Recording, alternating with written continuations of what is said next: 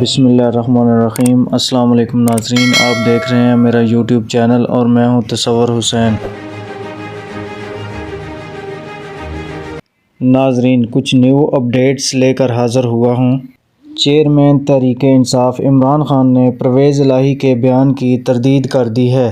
انہوں نے کہا کہ خطاب سے پہلے جنرل ریٹائرڈ قمر جاوید باجوہ پر تنقید سے متعلق کچھ طے نہیں ہوا تھا۔ خطاب کے بعد وزیر اعلیٰ پنجاب نے کوئی شکوہ نہیں کیا۔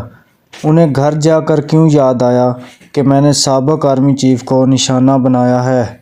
ق لیگ پر باجوہ کے بہت سے احسانات ہوں گے۔ چودھری پرویز الہی کے خیالات ان کے اپنے ہیں، ہمارے ان کے ساتھ معاملات طے پا چکے ہیں۔ اگلے الیکشن میں بھی تحریک انصاف اور ق لیگ مل کر چلیں گے۔ ناظرین، پی ڈی ایم جوڑ توڑ میں ناکام ہو کر تاخیری حربوں پر اتر آئی ہے۔ اسمبلی سیشن کے دوران ہی پنجاب میں تحریک عدم اعتماد جمع کروا دی گئی ہے۔ تحریک میں دعویٰ کیا کہ چودھری پرویز الہی اکثریت کھو چکے ہیں، اعتماد کا ووٹ لیں۔ گورنر پنجاب نے وزیر اعلیٰ پنجاب چودھری پرویز الہی کو اعتماد کا ووٹ لینے کی ایڈوائس بھجوا دی ہے۔ ناظرین، سابق وفاقی وزیر فواد چودھری کہتے ہیں کہ حکومت الیکشن سے فرار ہو رہی ہے۔ عدم اعتماد لانا ایک تاخیری حربہ ہے۔ پی ڈی ایم کے پاس نمبر ہی پورے نہیں، پنجاب اسمبلی ہر صورت تحلیل ہو جائے گی۔ ناظرین، سابق وزیر داخلہ شیخ رشید کہتے ہیں کہ سب کچھ پلان کے تحت ہو رہا ہے، یہ الیکشن میں عمران خان کا مقابلہ نہیں کر سکتے۔ انہوں نے کہا کہ 13 جماعتوں کی سیاست اب بس دفن ہونے والی ہے۔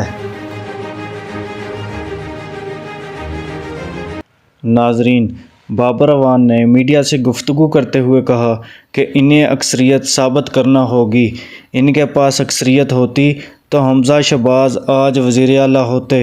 رونا دھونا بند کریں اور الیکشن کی تاریخ دیں۔ اکثریت ثابت کرنے کے لیے 186 ارکان کی ضرورت ہوتی ہے، جبکہ پی ڈی ایم کے پاس ٹوٹل 180 ارکان ہیں۔ تحریک انصاف 180 سیٹوں کے ساتھ سب سے بڑی جماعت ہے، جبکہ اتحادی ق لیگ کے بھی 10 ارکان ہیں۔